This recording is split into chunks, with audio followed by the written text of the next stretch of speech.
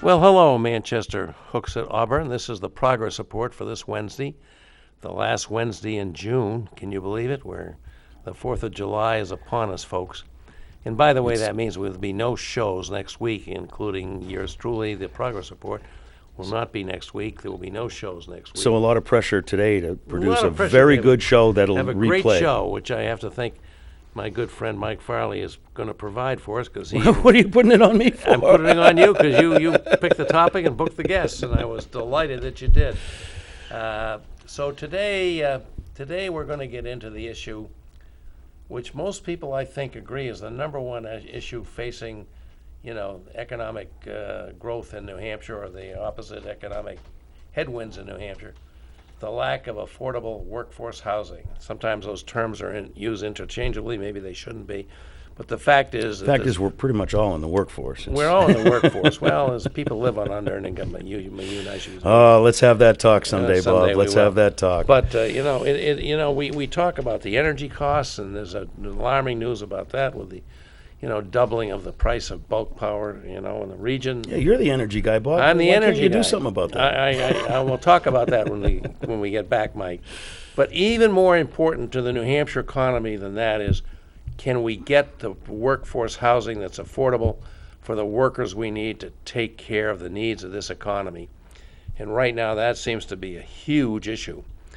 And with that, Mike, I'd like you to ask our guests to introduce themselves and help us maybe find something Holy out cow. on this. And We're working. please call in, folks, if you want to participate.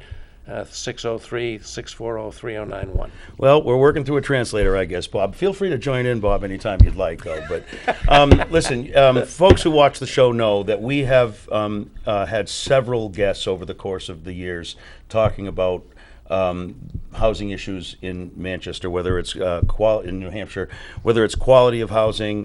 Lately, the affordability of housing has been a really, really big issue, and we recently talked about that. But today, I actually want to zero in on a very specific part of that issue, and that is what we're doing about it here in Manchester.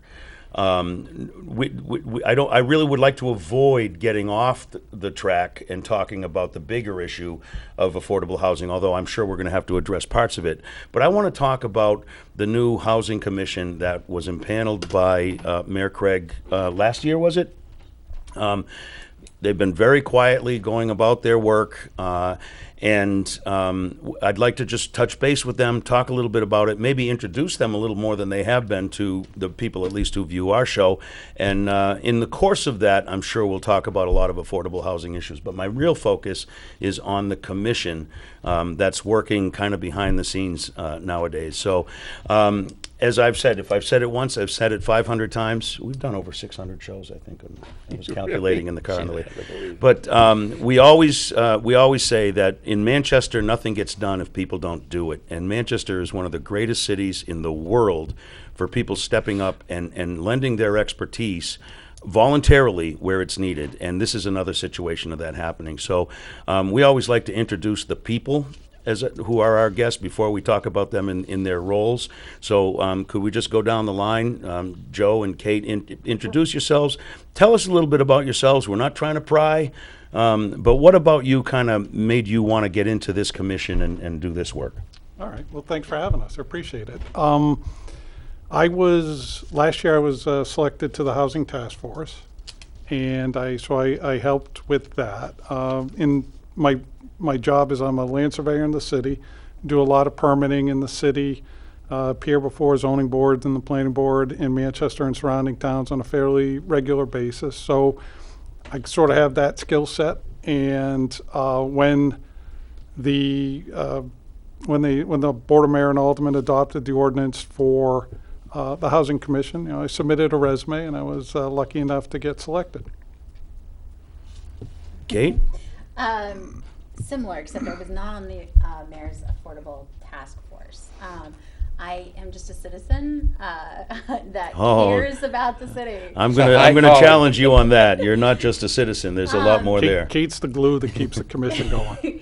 I didn't have a particular interest in housing. I do have an interest in the city, and I do have an interest in trying my best to help solve problems if I can. And housing is certainly a sticky issue. I'm also a renter. I'm a chronic renter. I've lived here 20 years and I've always rented. And, you know, I'm not good at cutting grass. I'm just not. I'm not good at fixing things. It's not my thing. And it's important. And I've seen kind of the shift as a renter. The shift has kind of happened That's in a the valuable city. perspective. I'm glad you mentioned that. Yeah, yeah. So Well- I submitted my resume, same thing, and was chosen for this very interesting eclectic commission that we have. Well, good choices both, and we'll get into some of the other members of the commission, but we've already got a caller. I hope we don't have objections to your names. Go ahead, caller. You're live on the Progress Report. How you doing? Hi, there's no audio coming through the video. We just Oh. wanted to call and let you know. Thank you very much. Appreciate it. Look into that, please, Mr. Director, sir. I occasionally say, this is not 60 Minutes, folks. We just have to deal with what we got. Live without a net. I am going to press on, assuming that there is audio, and at some point it will come out. But thank you, caller, for bringing that to our If attention. the audio is just going on, we began the show by having our two guests introduce themselves, and if you missed that, you'll have to kind of figure it out from where we go from here, because we only have an hour. And I am getting the report. We now have audio. Thank you for the caller for letting us know. Thank you, Brendan. But let's very quickly, just quickly introduce yourselves, half of what you already said, so we can get the show off on the road. I'm Joe Wickard, and I'm a land surveyor in the city, and I was appointed to the Housing Commission. Very good, Kate. And I'm Kate Markey. I am a citizen. I'm also a chronic renter. I think we covered that for the past 20 years and care a lot about what's happening in Manchester and was appointed to the Housing Commission as well.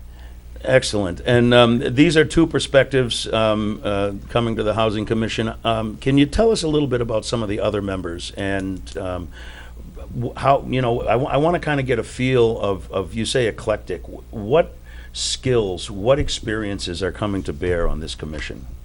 Well, obviously, Joe, I don't know if you want to kind of share a little bit more about what you do. Your perspective is very valuable. So we do a lot of municipal permitting, both in Manchester and surrounding communities.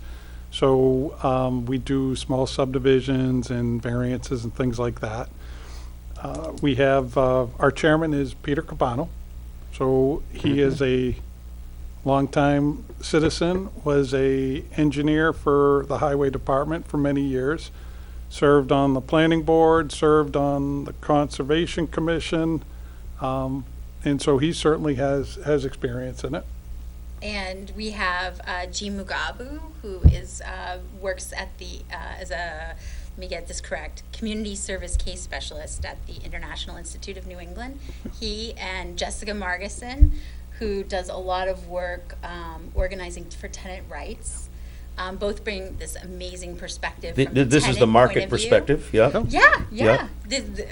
And then Zach Palmer, who Yeah. works for the For New the- Hampshire Community Loan Fund. Right, yeah, so he's our numbers The money guy. guys, yeah. He's There's a always, you lender. got to He have has money a lot guys of involved in experience with everything, that. yep. Yeah. And Chris Wellington, who works for Families in Transition. He's VP of the Housing Development and Operations. And he's also on the planning board. So he has this amazing kind of, all these different perspectives coming together to kind of inform our decisions. And really, we're born out of the Mayor's Affordable Task Force report summary that came out last year with all these recommendations. And one of them was to create this housing commission and say, we charge you with making sure that these things happen. So part of it is to make sure that the recommendations happen. So that's kind of where we were born. So are you making sure these things happen? We are. First, we're an independent commission, so we really don't have, we're not staffed, it's just us. Do you have any liaison staff from the planning department or anything like that? I'm thinking when I was on the Heritage Commission, at least we No. had a guy that took the minutes and got Yeah. the paperwork together. No, we you don't, know? we don't have a full-time staff support. Okay, so Kate, I saw that you're the clerk, so it's on, Kate, of course. Kate is the clerk, the secretary, she does all the paperwork. Well, it couldn't be in better hands. I will say that. I'm confident of that. So how often do you guys meet? So we- We had, sorry. There you go. No, we meet every 2 weeks right now, the second and the fourth Wednesday of each month on on Wednesday Yeah. afternoons at 5 in the Styles Conference Room. And those are public hearings, people can come attend. They're probably taped by MPTS and can be watched on Channel 22, I assume, the Yeah. Civic Channel.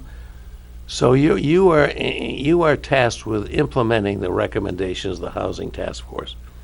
And what are some of the key recommendations, and how are you advancing getting those recommendations to be real? So I'm not sure implement be the word I'd go with, Okay. but I think our role is to sort of advise and to give input as to some of those. So, on the Housing Task Force, there were a series of recommendations from the different committees. Like, I was the chair of the Zoning and Land Use Committee. We had a series of suggestions that were try to remove, basic ones were try to remove obstacles for permitting, right? So the more house lots and units that get approved, the less the deficit. If you look at what they have for numbers, there's roughly, say, 52,000 units in the city. And I think the last we knew, we were at about a 0.5% vacancy. And Which is astonishingly low. It Yeah, is it's very low. unhealthy, actually. It's not It- good for the I market. mean, it's very tough for people. You've Correct. been a renter. I mean, apparently, if you want to be a renter, you got a real tough problem in Manchester. Yes. So, I think somewhere between 3 to 5% is what is sort of accepted as healthy, right? And for us to get to 5 points, if you just easy math, right around 2,300 units, which sounds like a lot, but if you look at what the city has done in the last 2-3 years, they're probably approaching 2,000 units. Right? So And the you're ci- talking about 2,000 the units parking of- lot. To be Yes, built. To be built. yeah. Yep. Yes. Yeah. 2,000 units of so-called affordable housing? No, just housing. Just housing, Just, okay. and that's just to open up the vacancy rate in general to get to that healthy 3 to 5% in the Right, market. because, you got to look at, any housing is good housing. And in theory, one of the premises is when you have a tight market, that people stay where they could afford more, but they kind of stay where they are just because it's easy, they're comfortable. If you had more availability, if they were to bump up a level, hopefully then somebody, everybody could bump up on the chain and it would open something up. But if you look at Manchester and you look at what's coming down the pipe, Lincoln Avenue has a project at the police station. I think that's almost 200 units, totally affordable. There were the parking lot projects. I think that had 80 units that were workforce housing. So 80%, I think, is 80% of the average monthly income. And then there were going to be an additional 40 to 60% at a lower rate, right? So, we're pushing almost 340 there. Wellington Hill had 12, I think it was. So, I mean, they're making a dent. It's Really? That's very It good to takes hear. time to develop a project, too. This doesn't happen, you Right. snap your finger and all of no, a sudden you have there's a more lag, housing. and there's certainly a lag. And I want to ask that, as because of the lag,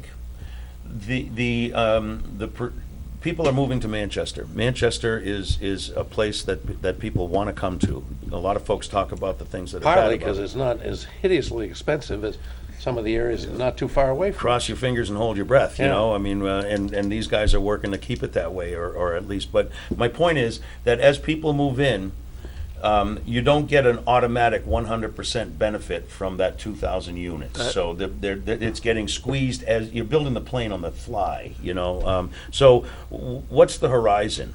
Or do you know? I mean, that's a tricky I think that's calculus, and so I certainly couldn't figure it I out. mean, it but- is. I think Kate's note said, I think the governor said we have a 20,000 unit deficit, Yeah.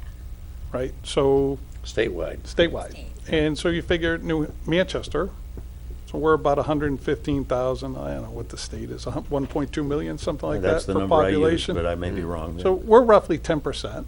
And so at 2,300, right, we've about- done our share. Yeah. So, but part of the problem is what you had mentioned, the surrounding communities. We have communities that, Forbid it. yes, Let's get You know, right down to brass you know, tacks. they have- Do you they've want to tried name to names? zone- They begin with letters like A and B, but we won't name any No. names. So there have been communities have basically outlawed apartments.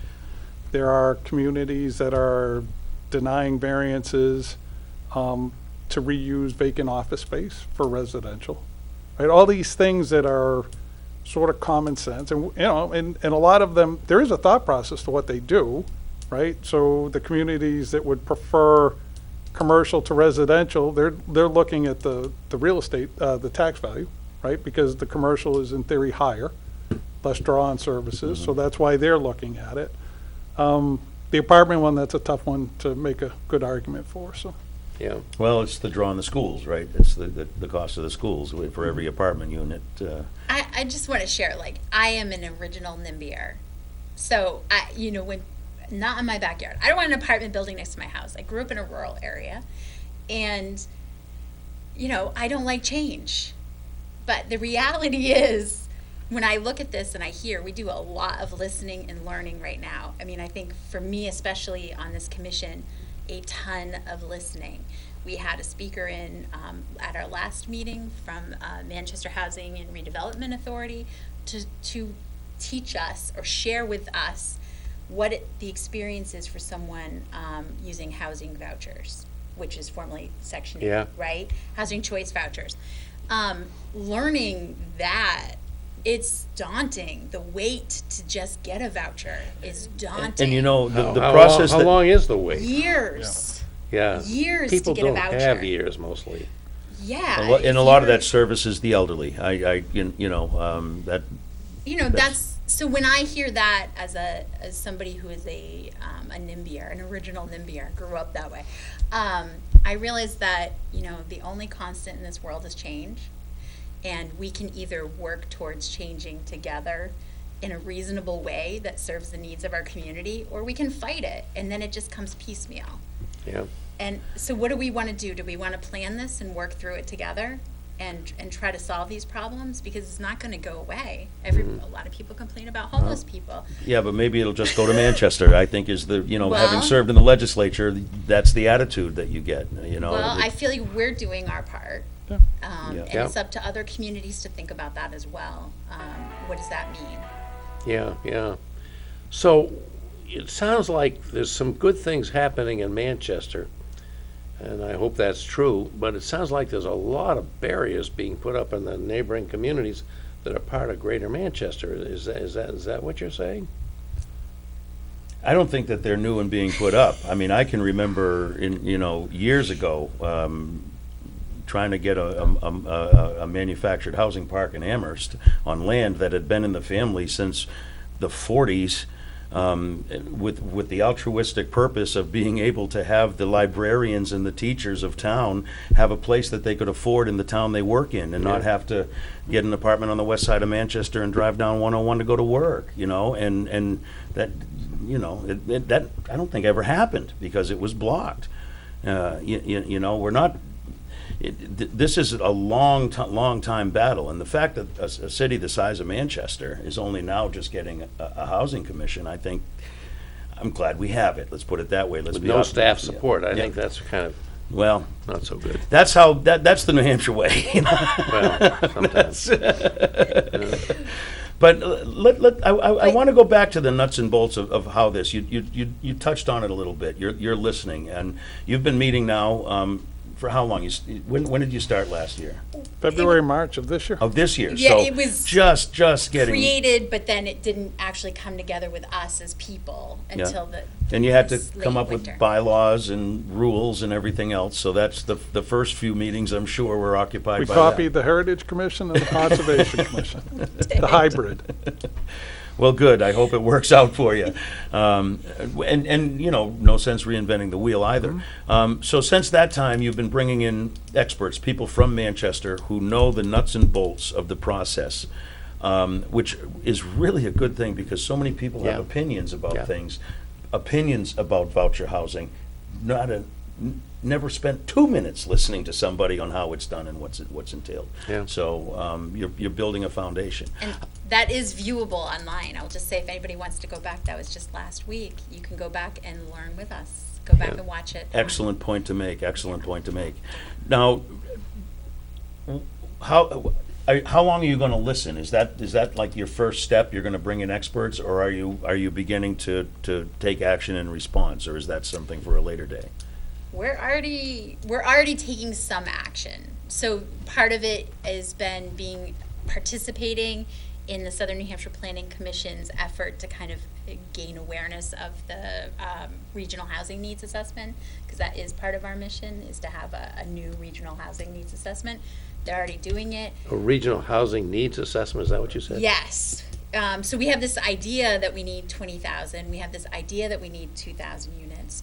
Is that really what we need? And what's the forecast And that's for the next place to 10 find it years? too. That's what they do. That's the Really? kind of information that they prepare. They could do it far better than Yeah, we could, yeah. quite frankly, I think. And helping them, participating in the zoning board rewrite discussion that is happening now in the city, which is, I think is really identified as something that roadblocks the tangled web of zoning inhibits builders. That's what I'm learning, yes? Joe, what would you say on that?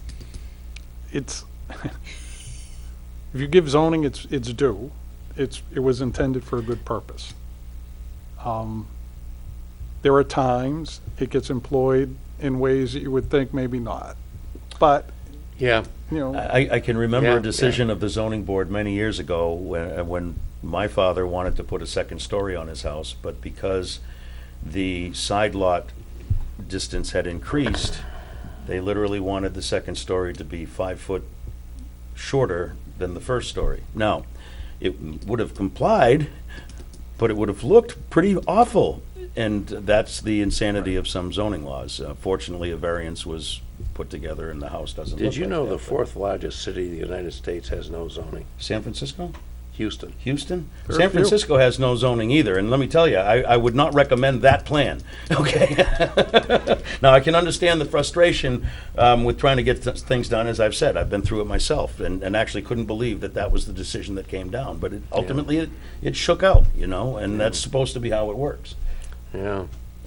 Well, we're at about a 20-minute mark. You want to take a 30-second break and figure Folks, out where we're going? I'm finding these folks have a lot to offer us, and I hope some of our viewers will think so too. So please give us a call, 603-640-3091. We'd love to hear from you, because we are talking about the number one issue is now concern of with our economic growth in the city and It's the financial, state. it It's- impacts quality of life. It's the- really a it's big the issue. lack of affordable workforce housing, and these are people that are making a difference trying to address that. So please call in. We'll be right back.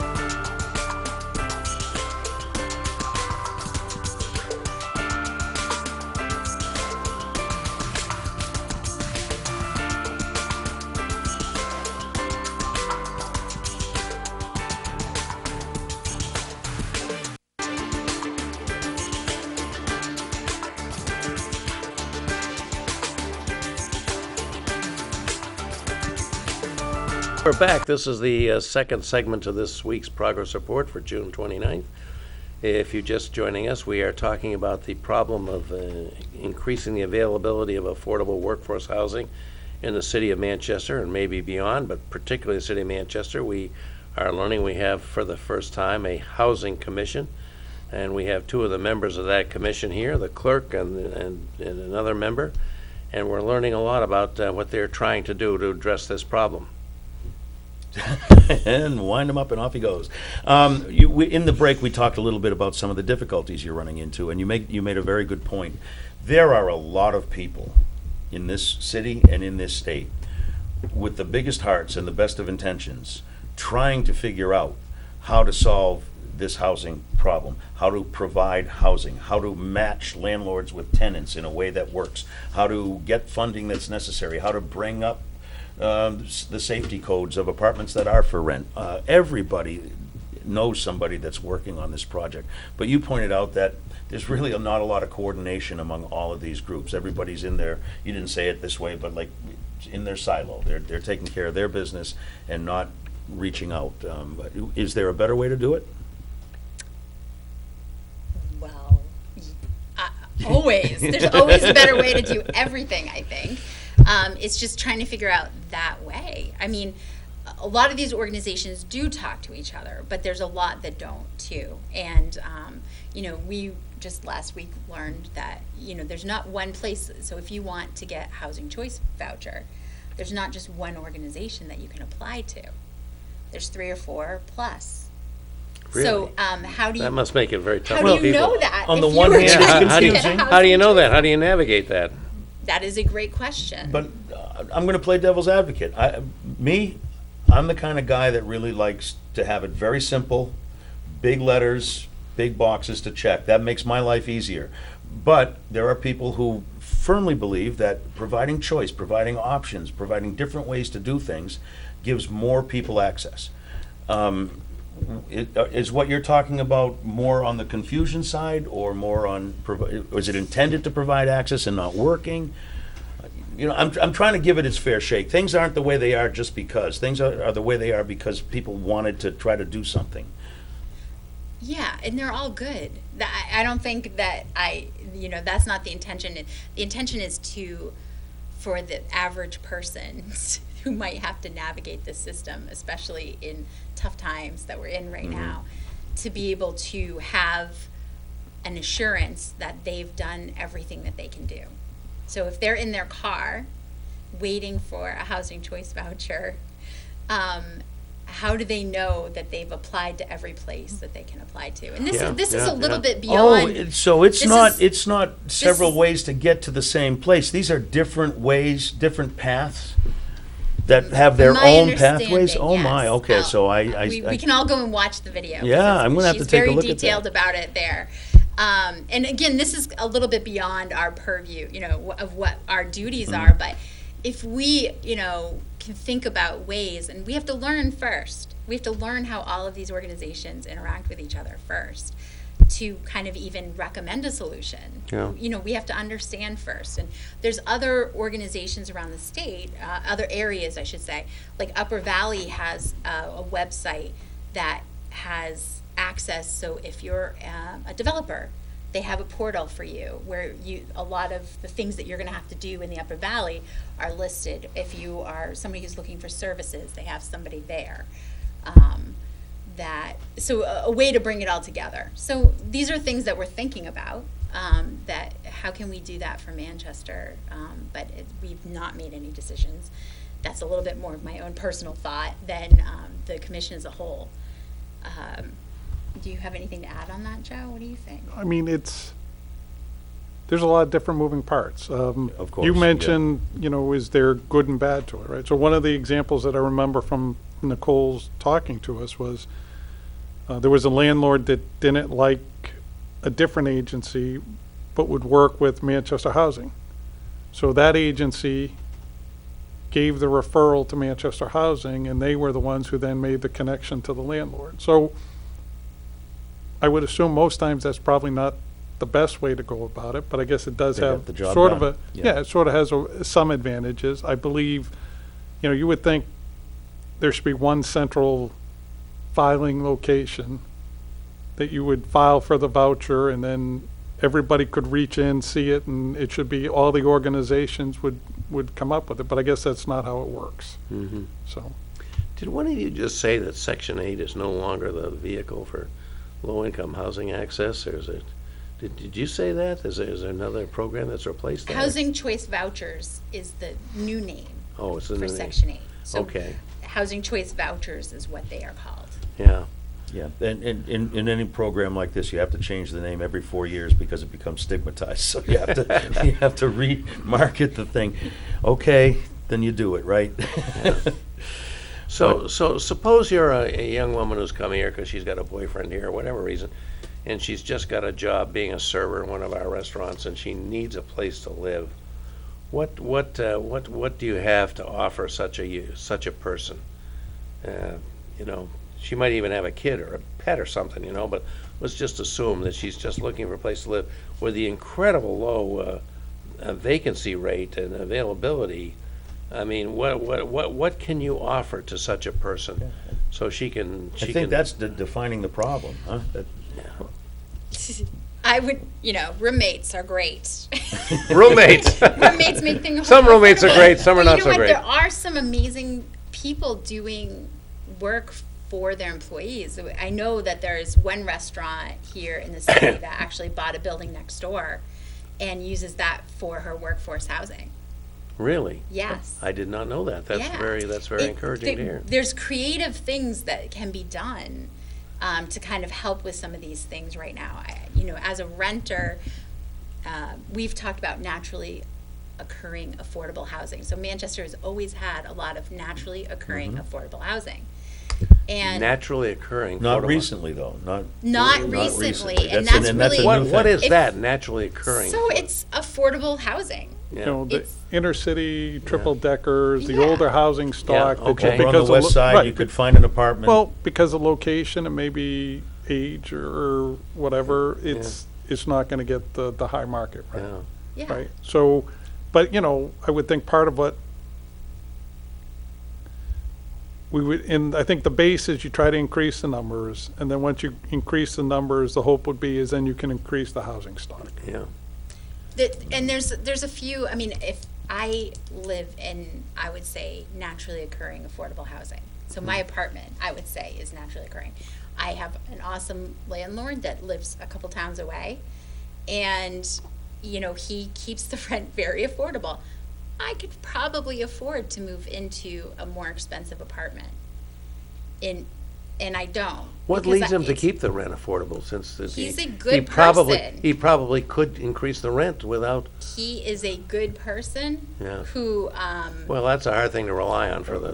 Bob, I can tell you, as a landlord myself, you got a family that you know, and the market's going crazy, and I could legitimately have done terrible things to that family, but you just don't do it, I have another friend who owns an apartment building in Manchester, and he lives in Bedford, and he saw articles about how how the market rate has gone up. He had no idea it had gone up that high. He's like, I'm raising my prices. That was the first thing he said. He said, I can't believe I can get that much for my apartments now, and said, I'm going to raise my Well, rent. I think there's a lot of people who'll feel that way too. Yeah, and and who's they to will rent. There's nothing wrong with that. There's just nothing because wrong with that. our yes, exactly. It's just, if we can get more housing at a wider range of different prices and options, someone like me who rents below what I could probably afford, might move up You're into very that fortunate. and then open mine. I know every day. I love my landlord. I'm always on time with my rent. I bet. And I tell him I appreciate him because I do. Sure. But if you look at the New Hampshire Housing put out in June 22 their housing market report, and the prices, the rents have gone up 24% just in the last couple of years. Yeah. So from an average of $1,200 to $1,500. I mean, when you see in the paper the cost for a one bedroom apartment in Manchester, I mean, and you think you're only supposed to. I think the guidelines are supposed to spend more than 1/3 of your income on your housing. An awful lot of people are going to be very stressed out by meeting that criteria. a lot of people are now and have been. We're hearing about it because it's a crisis. Yeah. But it took a while to get to this point. Yeah. And I've seen it increasing, just in the last 5 years or so. Yeah. to this kind of rate. It makes me nervous as a renter. Yeah. But then I look at house prices and I'm like, And I was "Whoa, just- I'm not gonna pay oh, that yeah. much for I a was house." just going to say that the home buyers market is also Yeah. completely out of control. I've Yeah. heard a lot of people saying, you know what I could Absolutely. get for my house, and I try to remind them, you know what you're going to pay for your next one. you That's know? the problem, right there. That's the rub. So if you got a That's the plan, rub, that's yeah. great. And But and I have spoken with my landlord about, who belongs to some smaller associations and whatnot, about what worries him the most about the housing market. And he said corporations coming in and buying up I the understand. naturally affordable occurring housing. hedge funds Really? are Really? Yeah. are doing that of Yeah. where they used to buy up Yeah. Companies, now they're literally buying up So it's small not town person real to estate. person anymore. Yeah. Yeah. It's corporation to people. Well, that's and a big And difference. Tough when you what do you recipe. get when you get that? You get stockholders who by law must be appeased. So Yeah. and it's all about the Benjamins. Milton when it Friedman, comes the to only that. goal of corporations is increasing stockholder value, you know. It's the truth. Face it or don't. But you don't have to love it. But that's what it is. Yeah.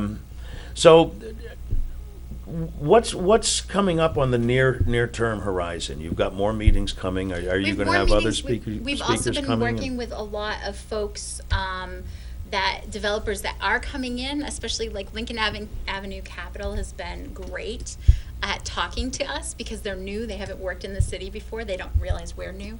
So we don't tell them that. So they just think we're part of. You're the Housing Commission we're the that Housing should have been Commission. here for the past 30 Exactly. years. So we've started issuing these things called memos of support, which just basically means we've looked at the plan and we see that it fits in with what the task force is asking, also with, what am I thinking of, our The vision. master plan? Right. Yeah, thank you. With the master plan, and here's, we try to detail maybe 3 points of why on that project, and we send that to whatever board they're facing, because I am still so new to so much of this, and sitting in planning board meetings, I'm like, I cannot imagine doing volunteering for that. I love the people that do that work because it is a lot of work and they have to think about a lot of things. So if we can come in, look at a plan just from this angle of housing and if it benefits Manchester or They not can take from care that of the angle, technical stuff, right? send that to them. They can can deal take with the care of the other wetlands. things. So we've asked and reached out to these boards of like and that was a response of, it would be helpful if you could check for us. Yeah. And see if this works. So we issue these memos of support for these projects that we really think can do great things, or at least Well, that's an get us a interesting little thing. bit further Is along. that, is that in an the process. innovation you came up with in your commission? Well, we're trying to figure out how to fit in our mission with all of these existing groups. I mean, I think that's a And really, what that's a actually really, that's a happens really on the innovative ground in the idea, process. sounds like to me. We have really great people on the board who know the processes. Well, that that have sounds worked very on similar these to, things. again, I'm going to draw on my experience on the Heritage Commission. With anyone who wanted to do something within the Heritage Zone had to get the same thing. Just review it. Is it okay, or will it have an impact? We don't decide, but we pass on the information to the people that do. So it's a good process. Yeah, It- and I think for us, the thought process was, if somebody were going to the zoning board and asking for relief on density, and if there were an affordable component, would a memo of support from the housing commission, couldn't hurt, right? I mean, maybe it doesn't help, but Yeah. it couldn't hurt. It also coordinates two different boards doing similar things or with the same goals, which wouldn't otherwise be coordinated. And the other boards have been very, very responsive or receptive to it. I mean, we've That's had, good. our chairman and the planning board chairman have swapped some emails. We've talked to staff of both the planning board and zoning board. And I thought there hasn't been anybody that says, "No, we don't want to listen." So far, so good. In my job, I work in construction for a steel company. Our market is down in Boston. Boston has a lot more muscle in the development world than Manchester does. Correspondingly, though, or on the other side of the coin, Boston is developing, the new state bird of Massachusetts is the crane. Boston is developing like there's no tomorrow. And they have very strict requirements on residential developments. Having within the building, or another thing that they do is they will say, okay, you can put in your luxury high-rise, but within the neighborhood, you have to provide that warehouse over there, you have to convert to affordable housing. Do you ever see a day, and I'm thinking of, the effort to get project labor agreements in place in some projects here in New Hampshire. Do you ever see a day when Manchester will be able to have the kind of muscle that says, no, you actually have to do something for us? In order to Personally or develop? for the commission, because we haven't voted on that. But personally, no, I don't. Yeah. But what I do like, Nashua has adopted, so in New Hampshire, best I know, inclusionary zoning can't be mandatory, it's voluntary. Nashua has adopted an inclusionary zoning ordinance. Actually, it's a pretty good ordinance. So they'll give you a plus up on density. And so out of that bonus number of units, the developer there's a percentage formula for how many are affordable, right? So if you were allowed 20 and you got 5 extra, maybe 3 have to be affordable, 2 can be market rate, whether it's 3, 2, 4, 1, I'm not sure what the split is, right? But that, to me, is something no one can lose. The developer is gonna get at least 1 or 2 additional market rates. rate units. You've basically, your infrastructure cost, the majority of it is probably in place, whether you do an extra floor or whatever, however that comes out to get your extra units. But, and the permitting costs would probably be almost the same too. So something like that, we've talked about, maybe that's something that looks at the next zoning rewrite. Do they put in a different type of mechanism that we don't currently have? Because right now, if you don't comply, you have to go to the zoning board. There is no option. Variance, 7 That's it. factors, hit them or don't. Yeah, and that's a tough. It's a process that costs money, and there's nothing guaranteed. And it really is. It's a very tough interpretation. Courts have tried to interpret those 7 factors for years. And, Yeah. the poor zoning board guys, they get the latest case. Okay, we're doing it this way now. So I mean, but New Hampshire also they just instituted the Housing Appeals Board. Yes, So that, that's up and running. right, I haven't heard of any results yet. I mean, I know people that are scheduled, but I hadn't heard it whether it came back good or bad. Yeah. I don't think I guess in theory it's cheaper because you don't have to have an attorney to go to court. The developer could do it, but I would think most are gonna probably hire one. But it's a faster turnaround time. Yeah, that's the idea. yeah. Correct, so. I hope it I would achieves say its that- goals. What the mayor just did with Hartnett and Pearl Street lot with that building, the units, I don't think that developer has never done affordable housing before. And he is now. They are now. So they're gonna have workforce housing, so that's 80%, right, of the fair market.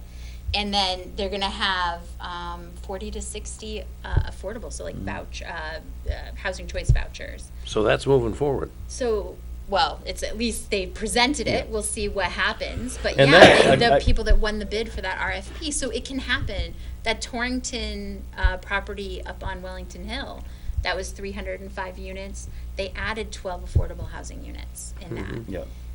Yeah, it sounds like They're Things coming people on would board. never do. I want to point out that the Hartnett lot, I believe it's that lot, the developer that's doing that responded to that RFP, there will be no difference. You will not be able to tell from amenities to the apartment layout, to anything, to the entrances, whether it's an affordable apartment or not, which I think is a real plus. Absolutely, As absolutely. far as policy. We've gone through the second segment. We'll take a quick break. When we come back, we will finish the show on affordable housing. If you have any questions, these are the people to ask them. We got 20 minutes left or less. That's all we can do. So dial 603-640-3091. Yeah, we'd love to hear from you. We'll be back in a second.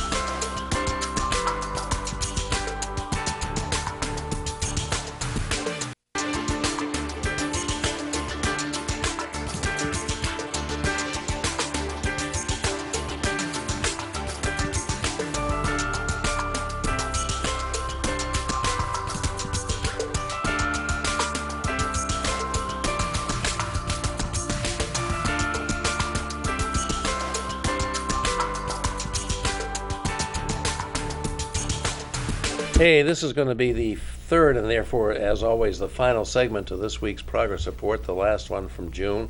By the way, there'll be no shows next week, so don't look for us then. But we hope to be back very shortly after that. And Catch the rerun of this one. yeah, this is a good one, so you should definitely get the rerun of this. And we still would like to have some people join in our conversation. Another reason to call in, your call will be rerun more times. Right. Call in. You can achieve fame right here on the progress report by calling in. But, we were talking about some of the good things happening in the city. It sounds like there's some pretty exciting things happening.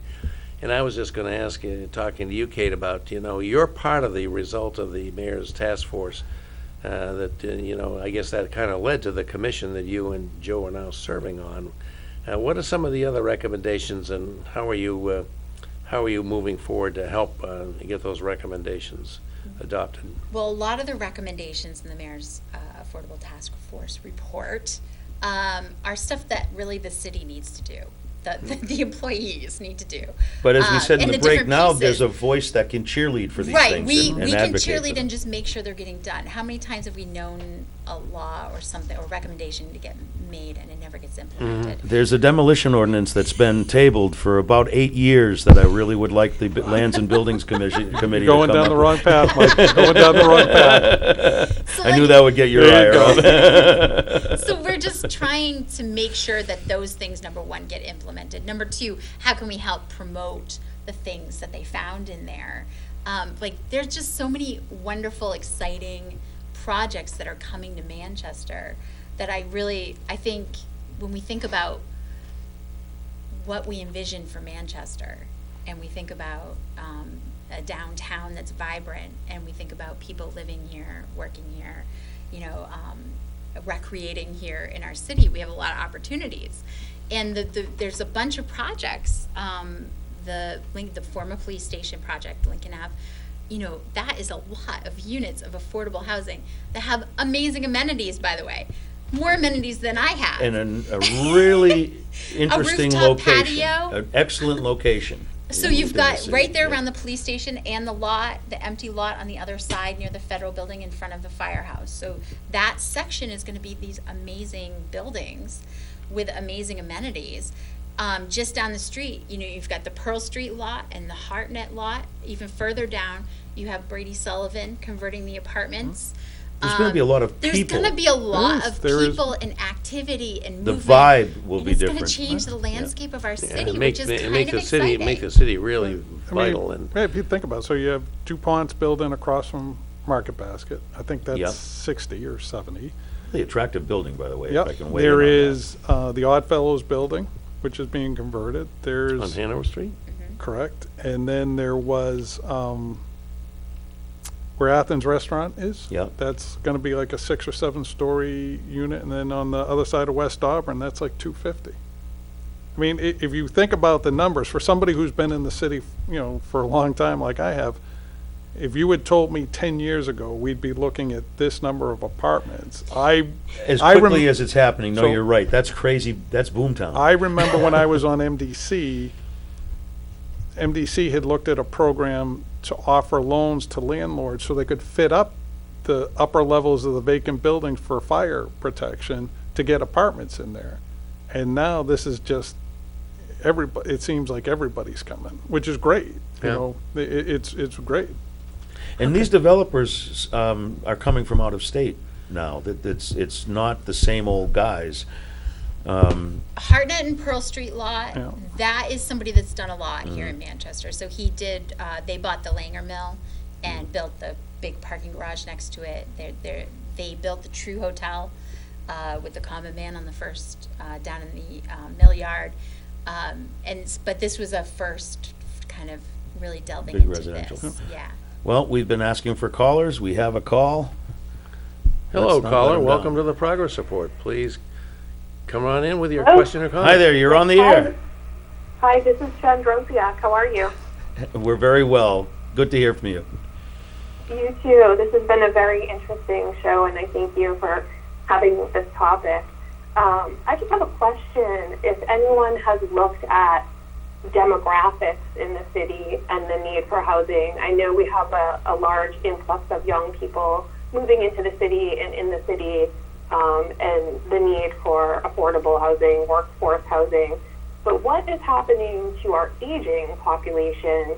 Our elders who want to downsize or age in place in this city, are they going into apartments and high rises? Are they moving out of state?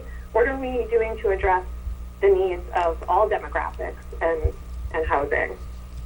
Well, that's a great question. We'll see if we can get it answered. Thanks. So thank you so much. Bye. Hey, thanks, Jen, so much That for is that a call. really good question. You know, we have been I- focusing on the ready-made market that we have coming in. By here. the way, she's a real contributor to the city of Manchester in absolutely. many ways. But, the wonderful question. So, So it's a great question, and I think what we're hoping is when we get the results back from the Southern Regional Planning Assessment, that'll help with that. And it is, I guess difficult is the word, I was struggling with it, but Kate and I were at the Hallsville School repurposing meeting, right? And that was enlightening to me personally because there was a person that spoke up who thought there were too many elderly housing. They thought it should have been focused more towards younger people. So it is. Everybody sees it from a different perspective, and it's interesting to see how that would work. I mean, I know Manchester Housing and Nicole had said they have quite a few number of units. I think they have a percent that are elderly. And certainly there's some market rates for over 55 because that's one of the few project niches that a lot of towns in the surrounding areas, they'll do over 55 because there won't be a school impact. Yeah, That's no right. kids, no kids, yeah. that's right, you see it all around us. I will say the Lincoln Ave project, though, has a lot of handicapped accessible apartments. So a lot of their units are going to be handicapped accessible, ADA compliant, and 2 to 3 will be for people that are blind and hard of hearing, and/or hard of hearing. And all of this that we've just been talking about, including the question, got me thinking in a different direction. Earlier, we were talking about density relief, increasing in density, and that is the lowest of hanging fruit for affordable housing, of course. It's the cost of the real estate that drives the cost of the housing. And that's very understandable. But is not a component of affordable housing the services that the people who are going to live in that home need? I'm thinking now the elderly. You can make a home more affordable by providing more service through the city to an elderly person who may want to age in place, as was brought up. Same thing with, on the other end, on the younger end. We talk about a young family. If childcare is provided through the school system, for example, that home suddenly becomes much more affordable because that cost is not coming out of the paycheck. Is that a component of affordable housing that you guys are even looking at, or is it all the wooden nails? I don't.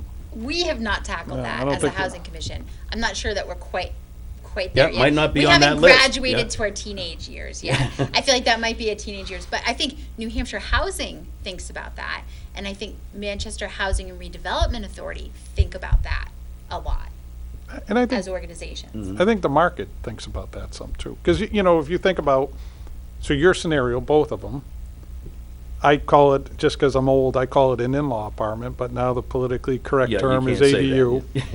that. Or accessory dwelling unit, right? So Manchester has loosened those requirements, and so I'm seeing a little bit more of those.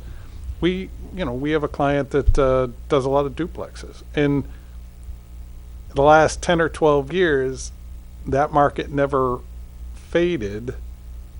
And when you ask why, it's because of exactly what you're saying. It's 2 generations, right? So it's whether you have a younger child that maybe has a baby, and they can't necessarily afford to go out on their own. You need space, but you gotta have them close by. They buy a duplex. 2 generations go together, or the other way, mom and dad, or mom or dad, and in the family, they do the same.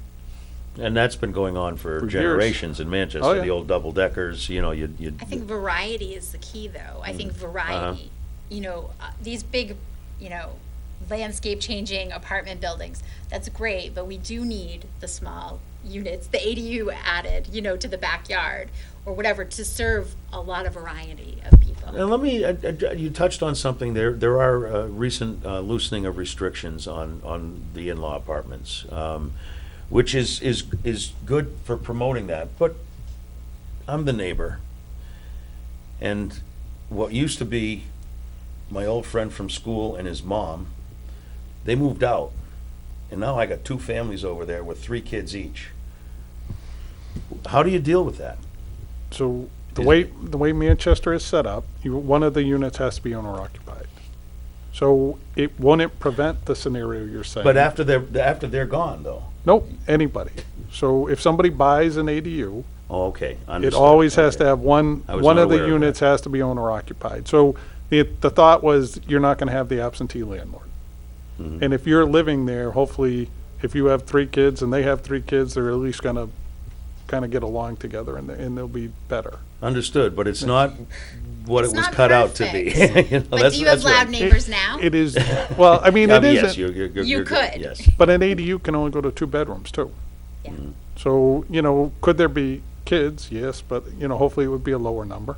And that's always the rub, right? Because if you're living next door, you liked it the way it was, and you don't want to see it change. And sometimes it It's has that to NIMBY change. thing, right?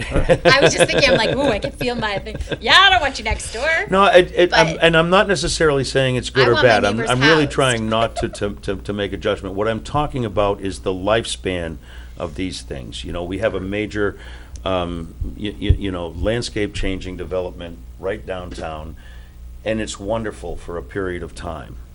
And then there's Brady Sullivan buys it or somebody else. But you know what I mean? Things happen, things change, commitments are forgotten. Is it viable, I guess, is the crux of my question.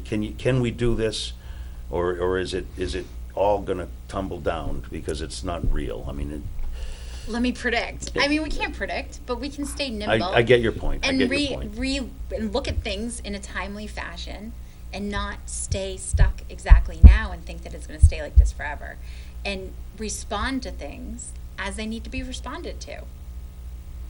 Joe? No, I mean, I think that's a good answer. And then there's also, some of this, and it was in the task force, is, maybe there needs to be a different mechanism of enforcement. Because on some levels, the city their hands are tied. If a landowner, a building owner doesn't go for the COC, there isn't a lot they can do. They can keep sending requests, they could cite and take the court, but there isn't a hard and fast way to guarantee it's going to happen. And unfortunately, like anything else, there are some landlords that just abuse the system. Yeah. Well, we're just about at the end, but you people have given me a lot of sense of optimism about what's happening in the city. It sounds really good, and I think your commission is a big part of it. How do you feel about the future of the city? I guess it's looking, you think you can really make a difference so we can deal with this housing problem in a way that's going to produce some good results in the near future? That's a loaded question. I'll let Kate answer it. Predict the future, I'm optimistic. I can Kate, you're feel- always optimistic, though. I can feel the tension. I can feel the tension that people have with downtown and what's going on, and a lot of the issues. And I hope people can hang in long enough to see the fruits of this moment. Yeah. And that's my biggest hope, is that people hang in there. It's not easy. I know I have friends that are on the waiting list for a voucher, a housing long choice time. voucher, for a long time. And it's tough. They're living in a basement, it's just tough. Yeah. But, Okay. but it's good. It's Well- good. We have things happening. It's amazing. On that note, we conclude the We're out hour. of time, but you folks are terrific. I'm so glad you're doing the work you're doing and making this commission make a difference. So thank you so much for your service, and thank you for joining us. Thanks for It was having Thanks for really- having us. Really terrific information you provided, so we much appreciate it. Mr. Farley, we'll see you next week. Enjoy the 4th of Sometime July, after folks. that. Happy birthday, USA. Hey, the nation's birthday is upon us. We'll be back in July. Yeah, right.